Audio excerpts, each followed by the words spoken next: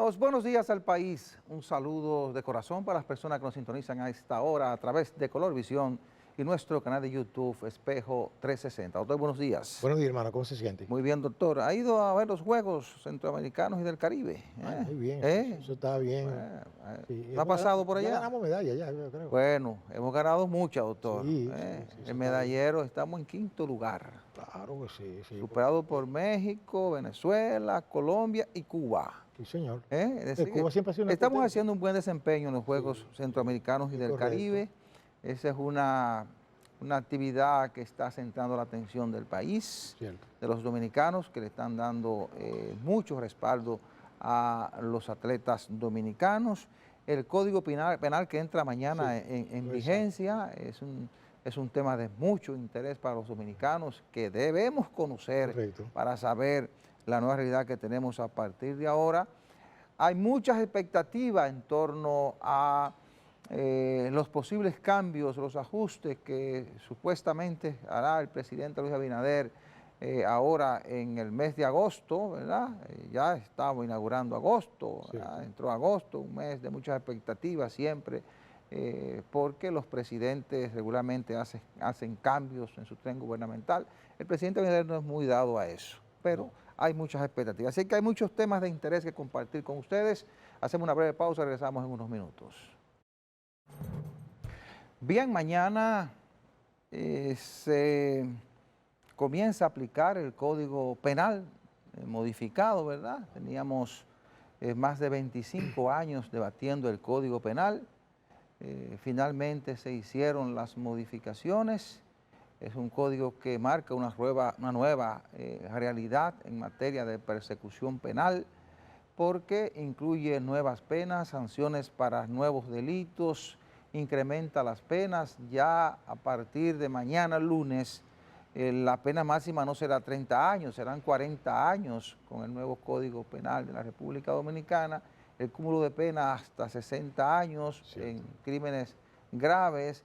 Y hay una serie de transformaciones, de cambios que nos dan la seguridad de un código penal moderno, adaptado a la nueva realidad de la República Dominicana, y esto debe obligar a los dominicanos a estudiar ese código, a conocerlo, porque muchas cosas que anteriormente no eran un delito, a partir de mañana sí lo serán y serán sancionados por el Código Penal Dominicano que estrenamos mañana, ¿verdad? Cierto.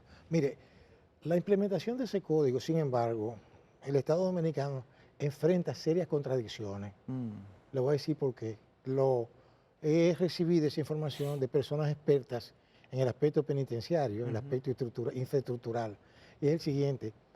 Ese año Vacacio Legis se ha dedicado a crear la estructura, diríamos, institucional, preparar a los jueces, ¿verdad? Etcétera, etcétera, todo muy bien. A todos los actores. Eso se llama la normativa. Claro. Muy bonito, pero resulta que la infraestructura penitenciaria no está, yo no estoy inventando, le hablo por lo que los expertos han dicho, no está preparada para enfrentar, por ejemplo, penas de hasta 60 años por aquello de la acumulación de pena. Oiga lo que le digo.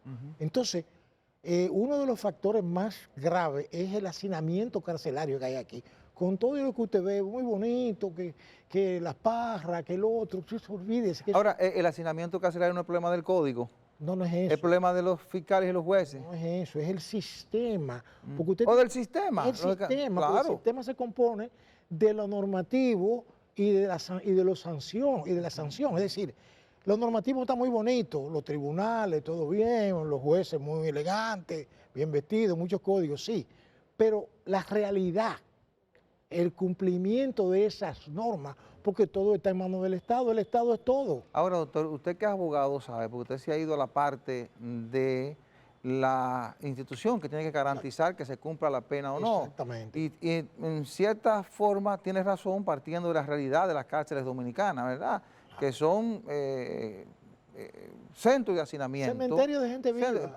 Lógicamente, hay sus excepciones porque hay nuevas cárceles con un nuevo modelo que se está impulsando, pero el problema viene dado porque las instituciones a veces, en la mayoría de los casos, no cumplen con su papel.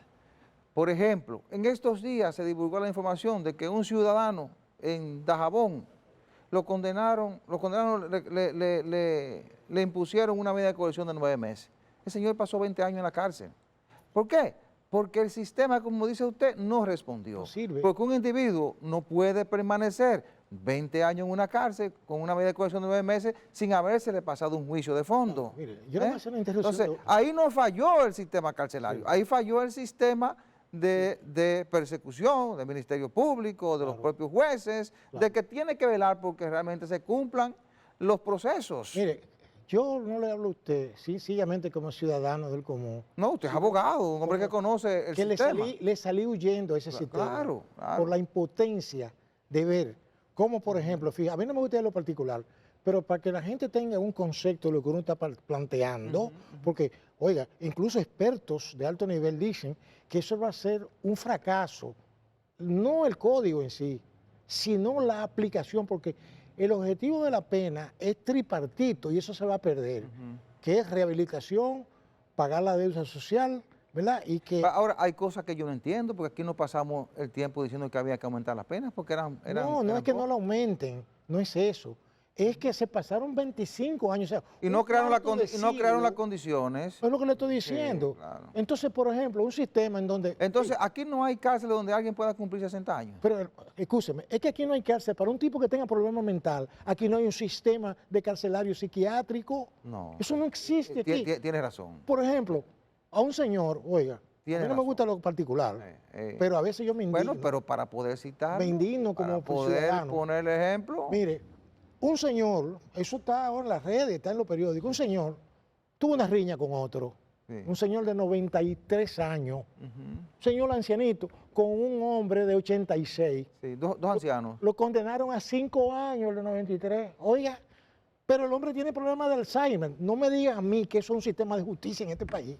No. Eso no es verdad. Eso merece un tratamiento diferente. Eso no es verdad. Sí, usted tiene razón. Ahora, Entonces, ahora doctor. Bueno, digo, perdón, para concluir la idea, Sí, sí. no hay pero si ni siquiera el Estado le interesa la salud mental de la gente, no le interesa. No, en eso usted tiene razón. No hay un sistema para tú llevar ahí a gente que tenga problemas de salud mental que esté cumpliendo con una pena. Un tipo, mire, aquí viven criticando a los americanos, pero en Estados Unidos, a mí me gusta citar Estados Unidos, que aquí todo el mundo vive de Estados Unidos. Hasta los comunistas hablan mal de Estados Unidos, pero desde allá, desde Miami. Claro. Digan el imperialismo, pero están allá. Oiga, por ejemplo, un individuo no puede ser juzgado en Estados Unidos si se demuestra que él no va a entender de qué le están hablando. Él no sabe. Y ese señor, ese anciano, que debían es mandarlo para su casa, porque está preso ahí en Monteplata. Claro. Mandarlo para su casa y entonces darle la asistencia, porque supongo que no tendrá ni familia siquiera. Esa es la realidad del sistema penitenciario. Yo no estoy hablando del judicial propiamente.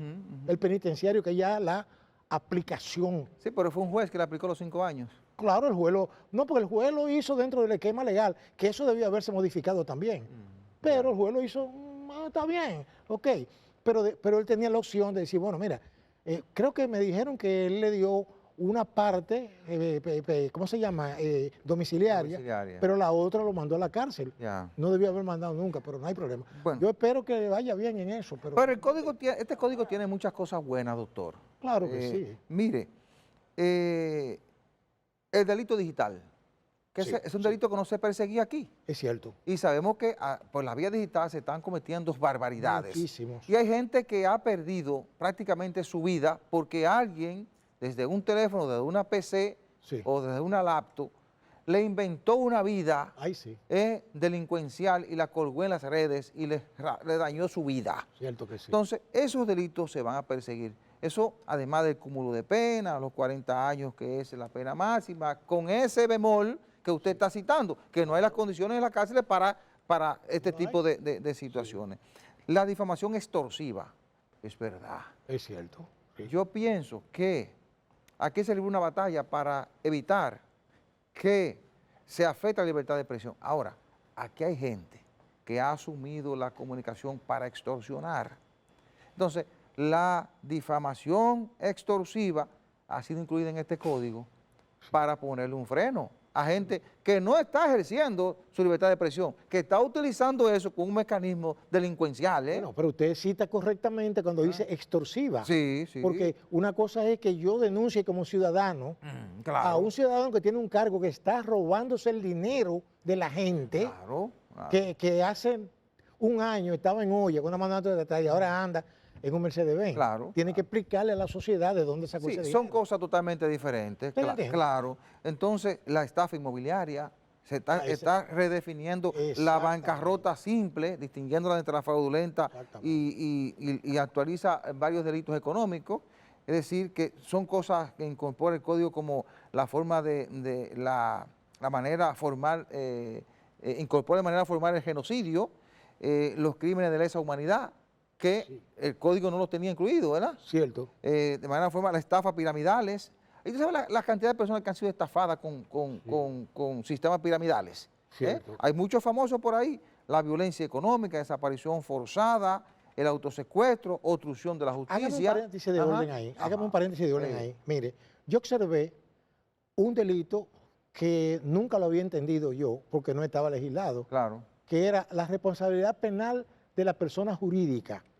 Ah, sí. Oiga, básicamente eso está ligado al asunto de lavado de activos.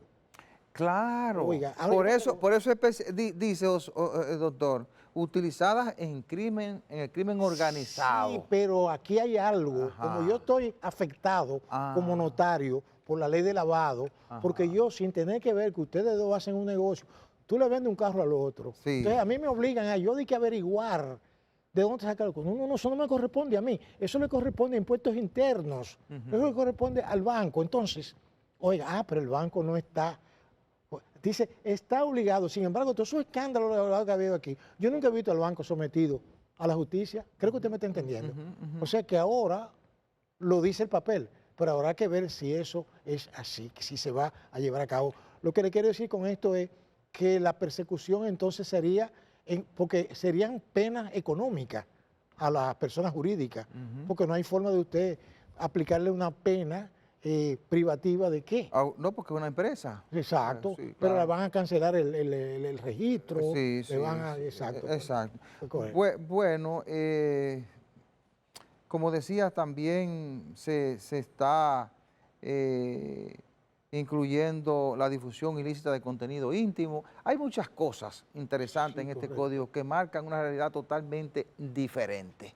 Que yo entiendo, doctor, que cada ciudadano debe dedicar un tiempecito para conocer el código, independientemente de que sea abogado o no, conocerlo, porque hay cosas, como decía al principio o en la introducción del programa, que hoy no están tipificadas por el código, pero que a partir de mañana, cuando entre en vigencia, sí lo estarán. Pero, sí, pero eso que sí usted lo dice, estarán. Eso que y eso usted puede dice, ser un problema para cualquiera. Está muy bien eso que te decía. Hasta observé que nombraron una comisión para los fines de difusión, pero que eso no puede, usted no puede empezar.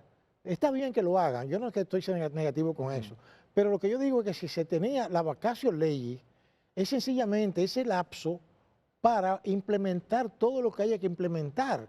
Ya ese código estaba pronunciado, ya esa ley estaba pronunciada y debió haberse implementado ese año a educar a la gente. Lo que pasa es que ahora es un poquito tarde para ablandar la bichuela. Es decir, que una persona podría enterarse, aunque voy a decir esto, hay un principio en derecho que es así, que se presume el conocimiento de la ley. O sea, nadie puede alegar de conocimiento una vez pronunciada la ley. Eso lo sabemos. Hay algunas excepciones, muy cosas, pero en un país como el nuestro, en donde, por ejemplo, asuntos como de salud pública, que la gente no se entera, sin embargo, había campañas, bueno, usted mismo habló mucho de eso, de que se le explicara a la gente qué hacer, qué no hacer, pero con esto del código yo no he visto ninguna campaña. Bueno, pero vengamos de nuevo con la comisión. Vamos a hacer la pausa y venimos de nuevo con la comisión. Adelante, director. Usted decía, doctor, que se ha nombrado una comisión, y es cierto, el presidente de la República nombró una comisión de juristas, especialistas en la materia, gente reputada. También nombró ahí a dos eminentes profesionales del área de la comunicación, dos directores de medios, representantes de la Sociedad de Diarios y de la comunicación social. Entonces, pero ¿cuál es la función de esa comisión que la preside Milton Ray Guevara, ex presidente del Tribunal Constitucional? La misión, bueno, coordinar la divulgación de la nueva legislación. Quizá debimos hacer eso, como usted decía, durante el año de la vacatio leyes, para que la gente lo conociera. Claro. Porque la misma forma en que los abogados se fajaron a estudiarla, Exacto. porque entra en vigencia mañana y tienen que ejercer con ese código a partir de Cierto, mañana. cierto. Los jueces, los policías, los fiscales, todo el que esté en el área de la justicia tuvo que dedicarse a estudiar ese código. Los estudiantes de Derecho. Claro. De esa misma forma debimos comenzar a educar también a la población, porque hay un marco ahora de persecución penal totalmente diferente. Y había que educar a la población. Bueno, la vamos a educar según la responsabilidad que tiene esta comisión, también acompañar su implementación y recomendar futuras modificaciones. Esa es la parte para mí también interesante, además de la difusión, acompañar y recomendar futuras modificaciones. ¿Por qué digo que es muy importante? Bueno, porque aquí se hicieron muchas observaciones a última hora de ese código. Cuando se comience a implementar y cuando se comience a revisar, ustedes van a ver que van a seguir surgiendo preocupaciones, y esas preocupaciones, imagino que esa comisión se encargará de irla recopilando, además de estudiarla bien, y bueno, si se encuentran situaciones que pueden afectar la sociedad dominicana, que pueden afectar a sectores al extremo de transformarle su vida, ¿verdad?, que entendamos que es un asunto excesivo y que no amerita que se esté incluido en el código, bueno, entonces habrá recomendaciones para modificar el código. Yo digo que nada es perfecto, y si tú tienes una comisión donde están los mejores especialistas y logran determinar que hay situaciones, bueno, lo más lógico es que eso se someta entonces luego al Congreso para hacer las modificaciones. Como descubrimos hace un tiempo que cuando se aprobó la ley que creó o que modificó la Dirección de Investigaciones Criminales DNI, que ahí se incluyó la investigación de parte de la DNI, sí, sin la autorización de un juez. Cuando descubrimos que hacer una amenaza para la vida particular de la persona, para la privacidad de la persona, bueno, se determinó que eso era una amenaza y se plantearon modificaciones. No se han hecho todavía, pero es una tarea pendiente. De esa misma forma, yo creo que si determinamos situaciones que afectan la vida de los ciudadanos, pues deben someterse nuevas modificaciones al código. Mire, en mis tiempos... Porque no es un código perfecto, ¿eh? Claro, en mi tiempo de estudio, Sí. yo tuve la ventaja, gracias al Señor, de tener maestros del derecho, los abogados de aquella época, que eran verdaderos maestros. Ahora hay mucha tecnología, pero en aquella época había que tirar páginas para la izquierda. Y hay buenos abogados ahora también. Sí. No, eso es otra cosa. Sí, Abogados no tienen nada que ver con eso. Yo me estoy refiriendo a maestros del derecho, de enseñanza. El abogado lo que busca es otro interés. Sí. Otro interés. Eso. Pero hay maestros también ahora. Hay. El mejor bueno, el mejor. Pero hay maestros buenos. No, yo sé, no, yo estoy diciendo de los míos. Los míos, que ya no están, ¿verdad? Mire esto. A uno le enseñaron lo siguiente, que un código es una normativa que rige a una sociedad específica y que cada código tiene su propia naturaleza, dependiendo de la sociedad. Y ponían siempre un ejemplo increíble, y era el Código Penal cubano, que se llama, y todavía se llama así, Código de Defensa Social. Oiga, llegó un cambio revolucionario en el 59 y se mantuvo ese código, porque era un código establecido desde los tiempos de la República, antes del sistema comunista. Entonces, ¿qué significa eso? Por ejemplo, un ejemplo rápido. En ese Código de Defensa Social cubano, si usted sospecha de una persona, por el simple hecho de verlo sospechoso, lo podía detener. Entonces el nuevo régimen se aprovechó de eso para cualquier cosa. En eso nosotros estamos avanzados aquí. Sin embargo, como le digo, hay cosas que se establecen aquí sin tomar en cuenta la idiosincrasia de un pueblo como la República Dominicana. Este es un pueblo que, ¿qué le diría yo? No tiene esta historicidad criminal, por ejemplo, del fuego, ¿te entiende? Aquí no existía la cuestión del secuestro, usted se recuerda. Todas esas cosas se fueron implementando con modificaciones, porque hay cosas que van apareciendo con el desarrollo de la sociedad. El terrorismo. Bueno, sí. Con leyes. Se aprobó una ley, bueno, hay una persona condenada por terrorismo. El que lanzó un artefacto en el metro. Sí. Pero también yo aspiro a que, por ejemplo, para la defensa de la comunidad, la autoridad que está encargada, por ejemplo, diríamos, de control de la criminalidad, también tenga control penal, porque hay personas que hacen uso excesivo de la fuerza, ¿verdad? Y entonces aquí lamentablemente hasta se nos ha acusado de lo que se llaman ejecuciones extrajudiciales, cuando aquí no hay ejecuciones judiciales, hasta donde yo tengo entendido, porque no existe la pena de muerte. Claro, eso no... Es un término que han acuñado para citar las muertes como aquel, a mano de los policías. Como el intercambio de disparos, claro, sí. que yo tengo un amigo ya ex, me digo, doctor, eso es así, hay que ponerle una etiqueta. Pero yo entiendo de que si se está implementando, van a surgir muchas contradicciones.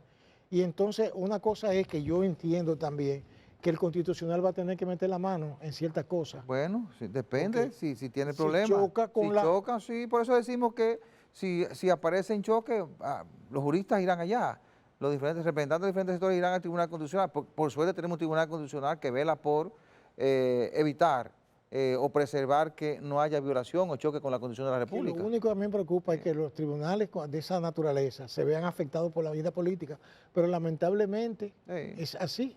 Pero vamos a esperar que eso el tribunal es como eso, lo que debe primar es el derecho y el interés general. El interés, ante todo el interés, el equilibrio. El equilibrio, el interés de la población, ¿verdad? Claro. Pues cuando un tribunal como el Constitucional legisla para preservar un derecho fundamental, está actuando en función del interés de la nación, ¿verdad? No olvidemos que la jurisdicción del Constitucional está por encima del Estado, en el sentido de que un decreto puede ser eliminado por el Tribunal Constitucional. Acaba de eliminar uno. Lo estoy diciendo. El que establece los horarios para la venta de bebidas. Lógicamente, lo elimina, pero lo deja vigente por 2 años hasta que el Congreso lo haga por ley. Aunque esa medida tenía por objetivo, tiene por objetivo, controlar ciertos estados, pero aún así se cometieron muchos abusos con eso también. No, porque el Constitucional lo que deja claro es que primero, que el Ejecutivo tiene la potestad de emitir los decretos y que establecer los horarios. Eso está claro. Ahora, lo que dice es que no puede emitir decretos para dejarlo de manera permanente. Que cuando se trata de este tipo de decisiones, ya si va a ser permanente, debe hacerlo el Congreso Nacional a través de una ley. Claro, pero el Ejecutivo seguirá con su potestad de establecer si en Semana Santa se va a vender bebida hasta las 10 de la mañana del Jueves Santo. Bueno, un decreto no se puede vender. Lo que pasa es si en Navidad no se puede haber los negocios a partir de las 12 de la noche, un decreto no se puede y punto. Lo que pasa es que todavía nos falta respetar. Pero ese decreto es temporal. Claro, todavía nos falta respetar las decisiones del Tribunal Constitucional. Hay muchas que se están incumpliendo. Ni caso le han hecho. Pero veremos las consecuencias de eso en el futuro, pues eso va a tener consecuencias. Claro que sí. Vamos a la pausa. Es una costumbre desde tiempos inmemoriales en la República, cada fecha política, porque agosto es una fecha política, tiene que ver con cambios de gobierno, las rendiciones de cuentas son en febrero. En febrero. ¿Verdad? Por razones tradicionales, pero siempre ha habido cambios o expectativas de cambio. Expectativas de cambio. Sin embargo, yo creo que los cambios casi siempre son cosméticos. Para mí, son cosméticos. ¿Por qué? No, y depende de lo que usted necesite. Si usted necesita hacer cambio, no hace cambio. No, pero también hay lo siguiente. Bueno, si como el gobierno está interesado, el partido que está en el gobierno, en mantenerse en el poder, entonces se supone que ya como entra en el último tramo, en el último tramo de sus 4 años, y el año próximo ya es un año preelectoral, todo el mundo va a estar tirado en la calle al medio, como dice el refrán popular.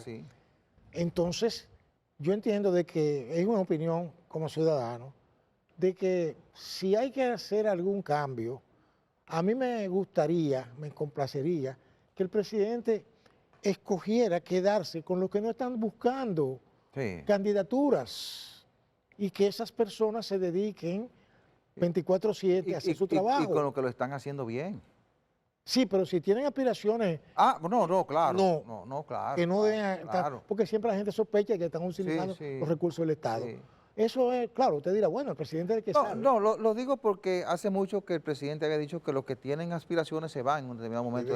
Claro. Ellos deben renunciar. Claro. Pero mire, doctor, El presidente Luis Abinader está en medio de una situación en que la población tiene muchas expectativas de lo que pueda pasar ahora. Exacto. Y sobre todo los PRMistas, porque hay mucha gente del PRM que está esperando una oportunidad.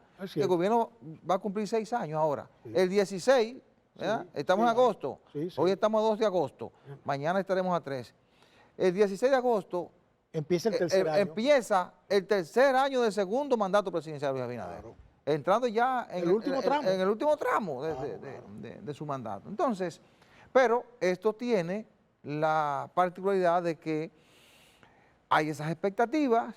El presidente es un hombre que no le gusta mucho hacer cambios en diciembre, lo hace cuando él entiende, en función de los 6 años que tiene gobernando. Pero, ¿qué ocurre? Tiene la particularidad este momento de lo que usted citaba. Sí. Su partido tiene una gran cantidad de aspirantes, todos son funcionarios de primer orden, de primer nivel de su gobierno, otros son jefes de campaña o personas muy vinculadas a los precandidatos, y esa gente a partir de los próximos meses va a estar abiertamente en campaña. Y el presidente necesita, Luis Abinader necesita permanecer estos próximos 2 años concentrado en gobernar. ¿Por qué necesita estar concentrado en gobernar? Primero, porque, lógicamente, sin desatender asuntos propios del partido, porque Abinader es el líder de ese partido, y asegurarse que los procesos internos de ese partido se hagan sin llegar a la división. Pero él necesita tener un equipo que esté concentrado en hacer las cosas bien a las diferentes instituciones que dirigen. ¿Por qué? Bueno, porque Luis Abinader es el que al final de la jornada va a tener que responder ante la población en función de lo que fueron sus promesas y lo que han sido los resultados de sus 6 años de gestión. Entonces, él tiene que ir definiendo muchas obras, muchos de sus logros tiene que irlo definiendo. Y lo decíamos en 2 programas anteriores. Por ejemplo, Luis Abinader tiene que ir definiendo esas obras que está construyendo en Pedernales para que el destino turístico de Pedernales entre en operación antes de que él se vaya y la gente perciba que realmente es una obra que él puso en operación y que impactó la vida o que está impactando la vida de la gente, no solo de Pedernales, sino de la región Enriquillo, y así hacerlo con obras importantes como el Metro de Santo Domingo, el Monorriel de Santiago, el Monorriel de Santo Domingo, la autovía del Ámbar que va a comenzar ahora, pero además esos teleféricos que está construyendo, varias presas, por lo menos terminar 2 o 3 presas, Montegrande, las obras alternas de Montegrande, ponerla a operar, poderla generar energía para que cuando él rinda su cuenta diga, bueno, yo prometí esto y aquí están mis resultados. Que la gente pueda decir, bueno, hizo un buen gobierno, porque esa va a ser, doctor, la carta de presentación para el candidato que ellos presenten en el 2028. Cierto. Su unidad y eso será su carta de presentación. Déjeme decirle esto. Y de eso depende que sigan el poder. Cierto. Mire, siempre escuché esta expresión que de buenas intenciones están pavimentados los caminos al infierno. Es una expresión, ¿verdad? Sí, claro. Que dice las dificultades que enfrenta cualquier persona en cualquier proyecto. Pero yo diría que el señor Abinader tiene un problema ahora. ¿Sabe cuál es? Que él se enfrenta a la disyuntiva de asumir la presidencia de su partido. Todavía no lo ha decidido. No lo ha decidido. Y se lo plantearon. Pero, fíjese bien, si él asume esa presidencia, dudo mucho que él tenga el tiempo suficiente para dedicárselo a eso que usted correctamente ha señalado. Pero parece, doctor, escúcheme la interrupción, parece que ellos están buscando una combinación en lo que él concluye su gestión, con un vicepresidente que es el que ejecute. Oiga, sí, yo pensé en eso, pero resulta que... Pero hay otro problema, doctor. Sí. ¿Y sabe cuál es? Que el PRM tiene que elegir sus autoridades, lo está haciendo por consenso, está aplazando prácticamente el proceso interno, pero con la Secretaría hay una situación, porque con la Secretaría General, de ahí sale ahora la hija de Hipólito Mejía, Carolina Mejía, que es alcaldesa de la capital, es la secretaria general, pero aspira a ser candidata presidencial. Exacto. Pero su hijo es uno de los que están bailoteando para ser secretario general. Y si hacen una especie de acuerdo entre los 2 grupos fuertes del PRM, que son el de Abinader y de Hipólito, y usted frena o le quita la oportunidad de participar en ese proceso a otros dirigentes que aspiran a ser secretario general, usted puede crear una crisis en ese partido. Déjeme decirle. Yo diría que el PRM tendría incluso que hacer una convención solo para el secretario general para evitarse un conflicto. Mire, este país, oiga, por eso es que yo doy gracias a Dios de haberme dado la oportunidad de yo aprender de mi país, sin tener que estudiar mucho, observando la conducta nada más de los hombres públicos de este país. Este es un país caudillista. Oiga, este es un país, búsquelo para que usted vea que aquí hubo personajes de la vida pública que acapararon décadas. Sí. El caso, por ejemplo, del doctor Balaguer y el profesor Bosch, se tiraron 60 años. Y mantienen su cuota de poder hasta el final. Por lo que estoy diciendo. Entonces, final, oiga, entonces Peña, por su lado, mantuvo un control férreo. Claro, férreo. Claro. Es decir, que el PRM no tiene esa capacidad en este momento. Oiga bien, entonces, por ejemplo, en el caso de Leonel y su partido, hay un problema. Leonel es el único que aspira ahí. Él no tiene ese problema. Pero tiene control. Tiene control. Sí. Entonces, en el caso del PLD, Danilo no tiene todo el control. No tiene grupos disidentes que sutilmente bajan las armas, ¿verdad? Pero bueno, entonces lo que quiero decirle con esto es que la clase política no da una señal monolítica, ¿verdad? Y evidentemente el dominicano común tiene mucha información. La gente que vota en estos tiempos, por ejemplo, le voy a decir esto, el nieto mío va a votar el 28, ya es mayor de edad, ahora en este año. Sí. Entonces dígame tú, yo no influyo en él. ¿Quién sabe lo que piensa ahora? Ellos, esos muchachos de ahora, tienen otro criterio que no tiene mucho que ver con esos grupos tradicionales. Por eso digo que tienen que enfrentar muchas dificultades el actual presidente con ese partido y ponerse de acuerdo, ¿verdad?, para lanzar una señal de unidad monolítica. Es así. Hacia la sociedad. Bueno, y este es un momento determinante para él. Claro, ahora, para hacer los ajustes que tenga que hacer, claro, yo diría que debería quedarse con todo el que lo esté haciendo bien y que se vaya a concentrar a gobernar, claro, sacar al que se vaya a dedicar a la campaña, como usted decía, y traer a gente que quiera realmente trabajar y que se quiera concentrar para que él vaya definiendo lo que será su gestión final, claro, de gobierno, para que tanto la unidad de partido como una buena gestión de gobierno sea su carta de presentación o la carta de presentación de su partido para ver cómo pueden revalidarse en las elecciones de mayo del 2028. Así que, bueno, hay muchas expectativas de estos movimientos que él pudiera hacer, claro, y además de eso, como usted dice, bueno, definir con mucha y trabajar con mucho cuidado todo lo referente al partido. Al partido, porque es un partido que tiene mucha gente aspirando y cualquier situación que se le vaya a la mano puede ser determinada. Yo diría que es un barco con más de un capitán. Sí. Para mí. Tienes más de un capitán. Hipólito es un capitán, Abinader es otro capitán. Entonces hay que concertar, todos esos intereses tienen que concertar y definir cuáles son sus prioridades si quieren seguir en el poder. Estoy hablando. Es así, vamos a la pausa. Bueno, al entrar agosto también, el Congreso de la República culminó su legislatura, ¿verdad? La culminó el pasado 26 de julio. La semana pasada los presidentes del Senado y de la Cámara de Diputados rindieron sus memorias, dijeron que aprobaron importantes leyes, pero hay muchas reformas pendientes, doctor. Por ejemplo, la reforma a la Policía Nacional, que es de mucho interés para el presidente y este gobierno. Digo para el presidente de este gobierno porque Luis Abinader, desde que llegó, una de sus principales aspiraciones ha sido transformar la Policía Nacional y crear las condiciones para que este sea un país más seguro, ¿verdad?, de lo que es. Y para lograrlo, pues, se ha determinado que la reforma policial es fundamental. Sin embargo, esa reforma se mandó al Congreso y no logró aprobarse antes de que culminara la legislatura el pasado 26 de julio. Esa es una legislación que quedó pendiente y al igual que esta, el Código Laboral, que fue engavetado por los intereses envueltos después de haber alcanzado un acuerdo en el diálogo tripartito entre patronos, obreros y el sector oficial o gubernamental, pues cuando eso llegó al Congreso, allí se plantearon cosas muy diferentes, incluso eliminar la cesantía, Los trabajadores dijeron que no, que eso no era posible, que esa es una conquista de muchos años y que ellos, de la misma forma en que lo plantearon en el diálogo tripartito, pues en el Congreso no iban a permitir que se modificara y que se eliminara. También la seguridad social es otra de las reformas pendientes, que yo pienso que cuando comience la próxima legislatura, pues el Congreso debería trabajar en estas leyes. Primero, la reforma policial, porque va a impactar de manera positiva en la transformación de la policía y la seguridad ciudadana.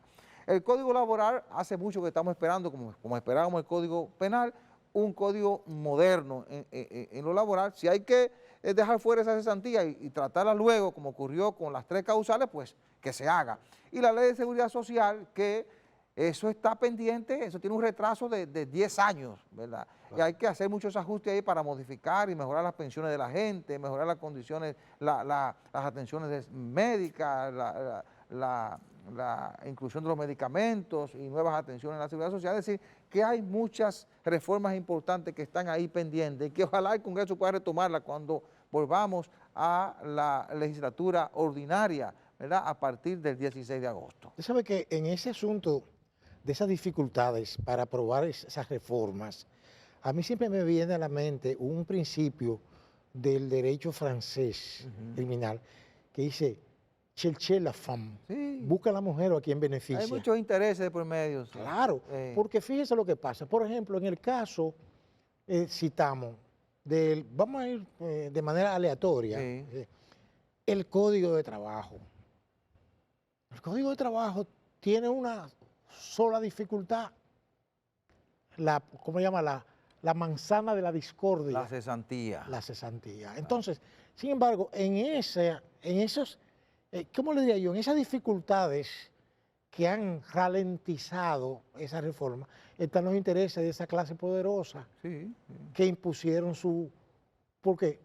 Pero que uno creía que iba a pasar, porque supuestamente ellos se pusieron de acuerdo a aprobarlo sin la cesantía. Pero fue una especie de tour de force. Estoy muy francesado hoy. Cuando llegó allá. Estoy francesado hoy. Tour de force. Y ya los franchises saben lo que estoy hablando. Porque demostraron su fuerza. Pero vamos a trasladarnos a la reforma de la salud, o sea, de la reforma social. Eso le han ido dando de lado. Mire, es que ahí está, porque eso es lo que yo digo, que los intereses. Es lo que dice el apóstol Pablo en la Biblia, que el dinero no es el problema, es el amor al dinero. Y siempre habrá que lidiar con eso. ¿Usted entiende? Entonces, lo que hay que entenderse y ponerse de acuerdo. Como le dijo Jesucristo a Judas, Judas, tranquilo, que los pobres siempre estarán entre nosotros. Hablando claro, ¿eh? Sí. Entonces, ¿qué resulta?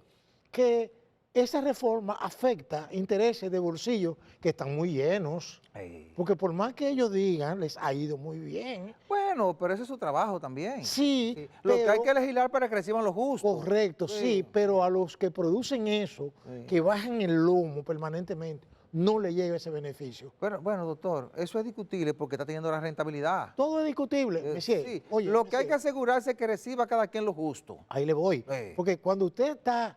Oye, una cosa es, como decimos en el sur, a mí me gustan los refranes, llamar al pájaro malo aquel, y otra cosa es verlo llegar.